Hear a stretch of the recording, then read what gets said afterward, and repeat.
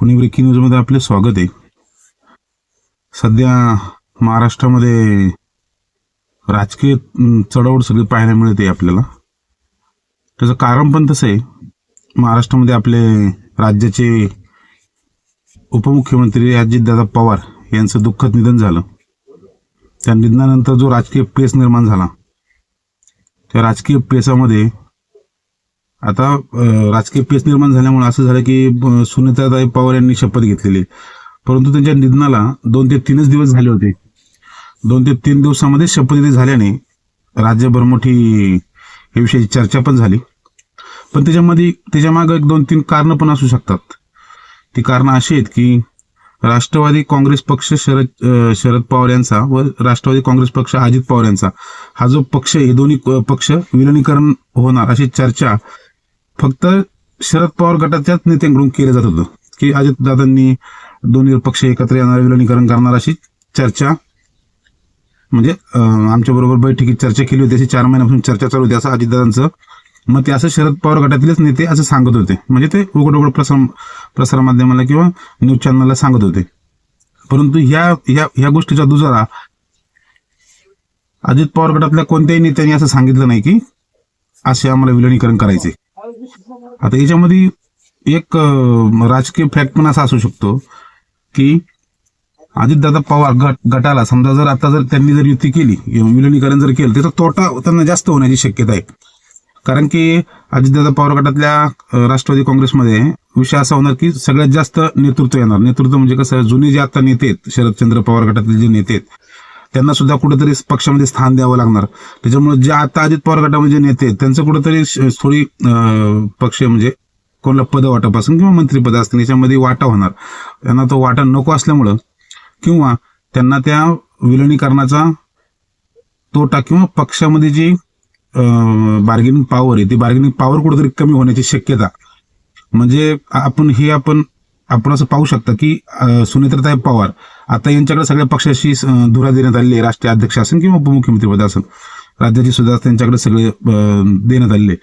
परंतु हे जर नसतं केलं तर शरद पवार यांच्याकडे गेले असतील किंवा सुप्रिया सुळे असतील, रोहित पवार असतील, यांना पक्षामध्ये काहीतरी स्थान देण्यात आलं असतं. यांच्याकडे पक्षाची ताकद वाढली असती, म्हणजे त्यांच्या पक्षाची ताकद वाढली असती.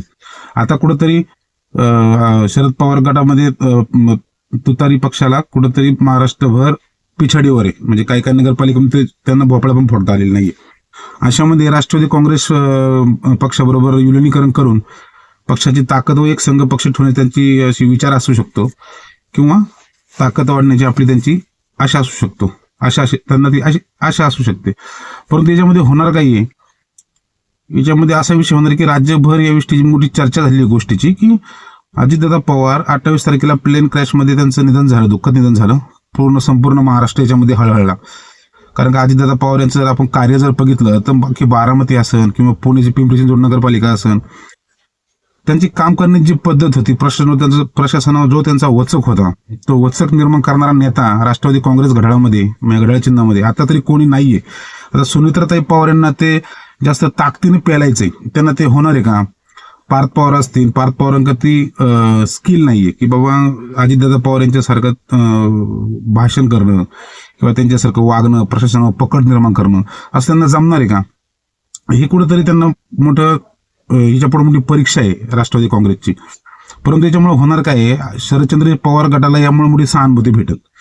आता अजितदादा पवार गटाला अजितदादा गेल्यामुळं सहानुभूती भेटल असं त्यांना वाटत होतं, परंतु असं काही चिन्ह सध्या तरी नाहीये. त्याच्यामध्ये गोष्ट अशी झाली की दादा गेल्यावर 3 दिवसामध्ये लगेच उपमुख्यमंत्रीपदी शपथ घेणं, गडबडीत पक्षाचे सूत्र सुद्धा सुनीताताई पवार यांच्याकडे ताब्यात देणं, तर हे कशासाठी केलं असं, याच्यामध्ये नक्की कारण काय असू शकतं? तर त्याला 2 ते 3 कारण असू शकतात.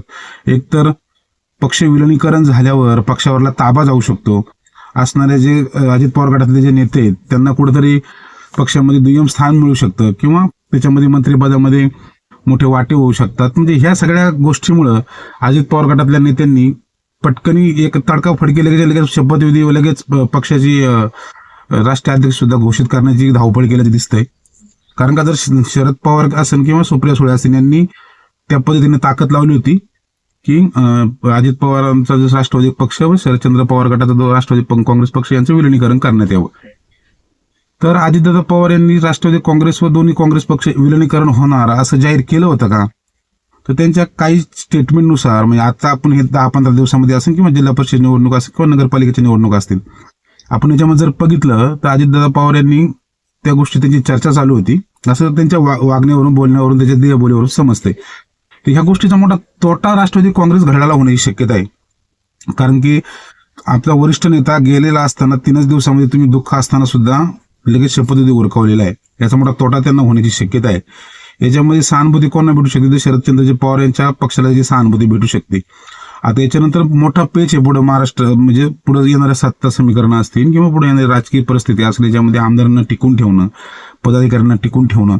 अजितदादांकडे जे स्किल होतं, अजित पवारांकडे जे डोकं होतं किंवा त्यांची जी राजकीय पद्धत होती, प्रशासनावर जी वचक होती, सरकारमध्ये त्यांचे जे चालत होतं, त्यांच्या एका शब्दाला किंमत होती, त्यामुळे ते कार्यकर्ते असतील, नेते असतील, ते बरोबर सांभाळून घ्यायचे. तर सुनीताताईंना त्या तेवढ्याच ताकदीने ते पेलावं लागणार आहे. तर ते पेलतात का हे सुद्धा पाहण्यात आपल्याला औत्सुक्याचं होणार आहे. तर शरदचंद्रजी पवार, आता हे अपघात जो झालाय, या अपघातामध्ये ही एक गोष्ट नवीन समोर आलेली आहे. प्रसारमाध्यमांमध्ये अशी एक चर्चा बातमी पण लागली होती काल, की ज्यावेळेस अजित पवार हे दुसऱ्या दिवशी बारामतीला सभेसाठी जाणार होते, त्याच्या आदल्या दिवशी म्हणजे रातचं 10, 10:30, 11 वाजता ज्या पायलटांची नावं 2 समोर आली होती, ती 2 पायलट तडकाफडकी सकाळी ज्यावेळी जाणार आहेत प्लेन, त्यावेळेस ते 2 पायलट बदली करण्यात आले होते. तर हे नक्की काय विषय? महाराष्ट्राच्या पूर्ण जनतेच्या डोक्यामध्ये हाच प्रश्न घुमतोय की नक्की हा घातपात आहे की अपघात आहे.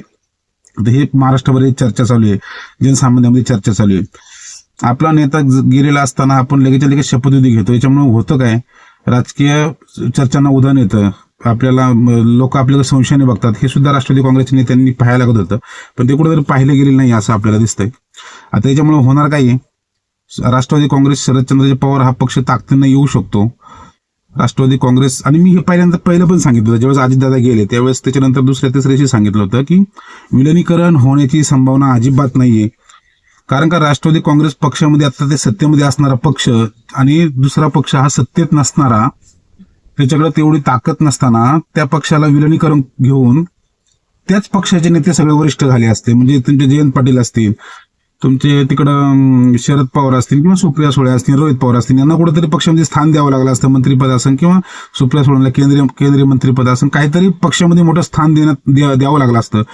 त्याच्यानंतर सुनेत्रा पवार यांची राजकीय ताकद ही कमी झाली असती. ते जरी राज्यसभा खासदार असतील तर त्यांना पक्षामध्ये नंतर काही कालांतरानं त्यांना पक्षाची पकड ढिली झाली असती. हे सगळं ओळखून ह्या राष्ट्रवादी काँग्रेसच्या अजित पवार गटातल्या नेत्यांनी, छगन भुजबळ असतील, पटेल असतील किंवा तटकरे असतील, यांनी ही जी खेळी खेळली आहे, हे खेळीमुळे शरद पवार कुठेतरी तोंडगशी पडलेला आपल्याला दिसतंय. म्हणजे त्यांच्या डोक्यामध्ये असणार पक्ष विलिनीकरण केलं म्हणजे पक्ष सगळ्या ताब्यात येऊ शकतो असं त्यांचा विचार असणार आहे. परंतु यांच्या या खेळीमुळं तो एक मोठा हे झाले. परंतु ह्या खेळीमुळं पूर्ण महाराष्ट्रभर राष्ट्रवादी काँग्रेसच्या विरोधात लाट निर्माण होते, हे राष्ट्रवादी काँग्रेसच्या पक्षाच्या नेत्यांना अजून पण दिसत नाहीये.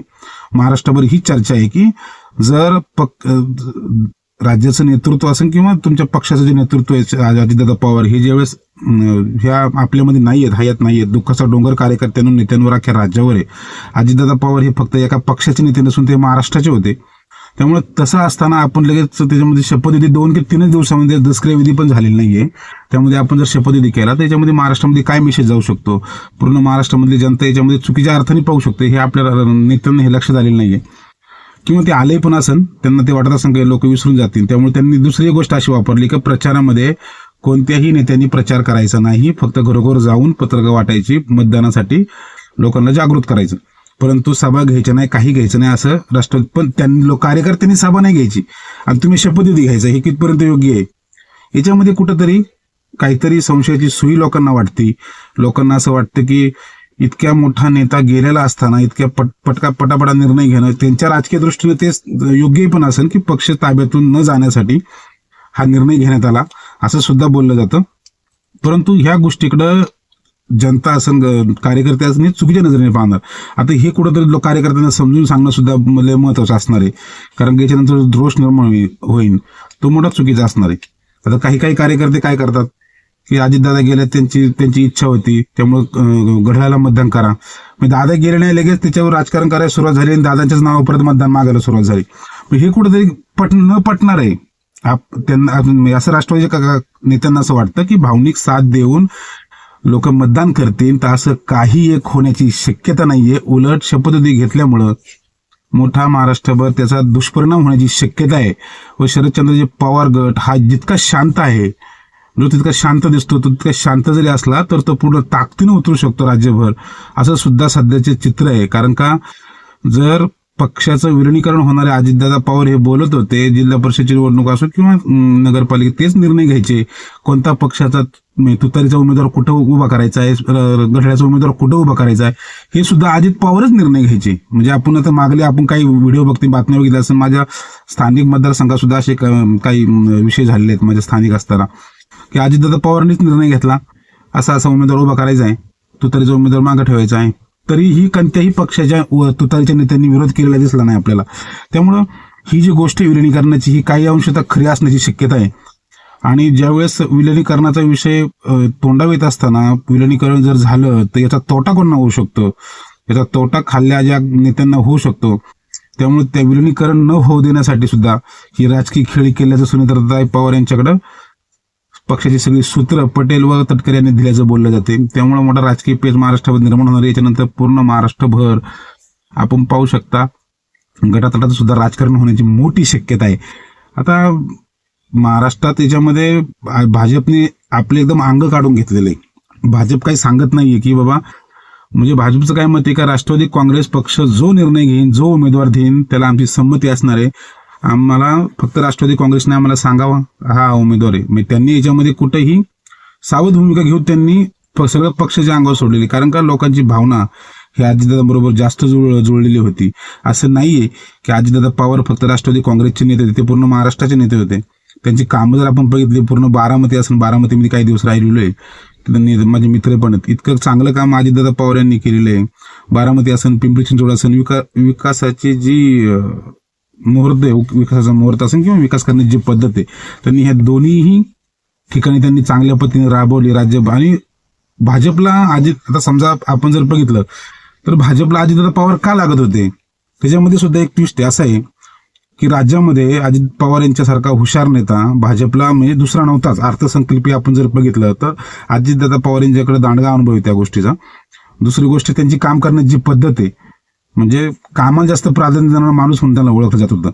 त्यामुळं भाजपला अजित पवार हे जास्त लागत होते. त्यामुळे त्यांच्याकडे संख्याबळ असून देखील त्यांनी राष्ट्रवादी काँग्रेस अजित पवारांना जास्त जवळ केलं. त्यांना काही संख्येची गरज नव्हती. त्यांचा शिवसेना व भाजपचा आकडा पूर्ण झाला होता, तरी देखील त्यांनी अजित पवार यांना सोबत घेतलं. का घेतलं असेल तर त्यांची काम करण्याची पद्धत, त्यांचा काम करण्याबद्दल असणारं प्रेम व महाराष्ट्र राज्याबद्दल असणारी तळमळ, कामाबद्दल असणारी तळमळ, विकास कामाबद्दल असणारं धोरण, त्याच्यामुळे भाजपला ते लागत असणार आहे. आणि त्यामुळे भाजपने त्यांना जवळ केलं होतं. आता याच्यामुळे प्रामुख्याने कोणता तोटा होऊ शकतो, तर तोटा हा राष्ट्रवादी काँग्रेसला कालांतराने येऊ शकतो. कारण का, राष्ट्रवादी काँग्रेस कसा नेता नाहीये. राष्ट्रवादी काँग्रेस पक्षाकडं आता जे आपल्या आंबेगाव तालुक्यातले असतील दिलीप प्रवळशे पाटील, ते सुद्धा आता त्यांचं सुद्धा वय झाले, ते त्या ताकदीने उतरू शकत नाहीये किंवा त्यांना आता मंत्रिपद देत नाही. त्यांच्या आरोग्याच्या दृष्टीने त्यांच्याकडे ते मंत्रिपद नाहीये, त्या ताकदीने ते उतरू शकत नाही. अजित पवार इतकं वर्षाचे असताना सुद्धा ते त्या फील्डवर ते काम करायचे. सकाळी 6ला ते मैदानात असायचे. म्हणजे त्यांची काम करण्याची पद्धत एकदम निर्व्यसनी माणूस होता. अजित पवार हे निर्व्यसनी होते पूर्णतः. त्यामुळं त्यांची काम करण्याची पद्धत ही राष्ट्रवादी काँग्रेसमध्ये कोणत्याही नेत्याला जमन का, हे मोठं प्रश्नचिन्ह आहे. सुनीताताई पवार आता पुढे आपण पाहू शकतो पुढे काय करू शकतात, म्हणजे किती ताकदीने ते काम करू शकतात हे सुद्धा आपल्याला पाहावं लागणार आहे. पार्थ पवारांना सुद्धा राज्यसभेवर घेण्याची चर्चा आहे. म्हणजे हे न होण्यासाठी, म्हणजे समजा जर आता ही राष्ट्रवादी दोन्ही राष्ट्रवादी जर एकत्र आल्या असत्या आणि विलिनीकरण जर झालं असतं, त्याचा मोठा तोटा राष्ट्रवादी काँग्रेस अजित पवार गटालाच बसला असता. तो कसा बसला असता, तर शरद पवार गटातले नेते त्यांना सुद्धा काहीतरी अपेक्षा असतील किंवा मंत्रिपद, त्यांना पद वाटप, राष्ट्रीय अध्यक्ष कोणाला करायचं, तर शरद पवार किंवा सुप्रिया सुळे यांच्याकडे ते राष्ट्रीय अध्यक्ष पद गेलं असतं. सुनेत्रा पवारवर पार्थ पवार हे मागच पडले असते. मग ह्या गोष्टी सगळ्या टाळण्यासाठी यांनी सगळ्यांनी घाईगडबडीनं पक्षावर ताबा टाकून, म्हणजे पक्ष आपल्याच ताब्यात आहे, पक्षाचे मालकच आम्ही हे दाखवून देण्यासाठी सुनेत्रा पवारांना उपमुख्यमंत्री केलं. आता नंतर काय होऊ शकतं, नंतरच्या विलयीकरणाची चर्चा पण होऊ शकते, कौटुंबिक त्यांचा विषय येतो, कौटुंबिक बसून ते परत विलिनीकरण करू पण शकतात. परंतु राज्यानं जे 2 दिवसात बघितलं किंवा हे 1-2 दिवसात जे बघितलं ते एकदम वेदनादायक आहे. सत्तेसाठी इतक्या खालच्या तराला राजकीय लोक जातील असं वाटत नाही. कोणाच वाटत नव्हतं की बाबा दादा जाऊन इतके दिवस झाले की उपमुख्यमंत्री शपथ बिपत सगळं एकदम घाईगडबडीत करण्यात आलेले. त्यामुळे आता आपल्या याच्याबद्दल मत काय आहे आपण कमेंटमध्ये सांगू शकता. आपण चॅनलला सबस्क्राईब करा, व्हिडिओ लाईक करा आणि शेअर पण करा व्हिडिओ. आपल्या याच्याबद्दल मत काय आहे, का राज्यामध्ये जे सध्या चाललंय ते योग्य आहे का, याच्यामध्ये नक्की तोटा कोण होऊ शकतो, किंवा राज्यामध्ये चालणार राष्ट्रवादी काँग्रेस असेल किंवा शरदचंद्रजी पवार राष्ट्रवादी काँग्रेस असेल, याच्यामध्ये नक्की याला फायदा कोण होऊ शकतो, तोटा कोण होऊ शकतो, याच्यामध्ये नक्की काय आहे, घात का अपघात, हे सुद्धा चर्चा मोठ्या प्रमाणात, मी म्हणत नाही अशी चर्चा चालू आहे. तर आपलं याच्यात मत काय आहे हे आपण कमेंटमध्ये सांगावं. धन्यवाद. पुणे ब्रेकिंग न्यूज आपण पाहताय, आपण चॅनल सबस्क्राईब करा. धन्यवाद. जय श्रीराम.